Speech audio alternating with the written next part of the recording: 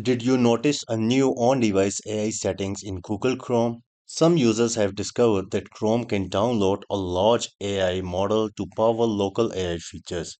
If you want to disable it, I will show you exactly how to do it in less than a minute. Before we continue, this setting only affects Chrome local AI features.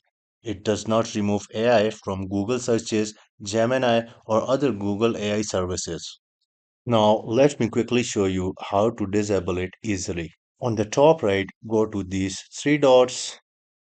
We want to navigate to Settings. Now, in the left bar, please go to System.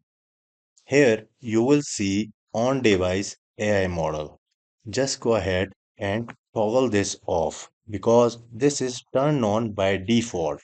Once disabled, Chrome will stop using local AI models for supported features such as scam detection and other on-device AI capabilities.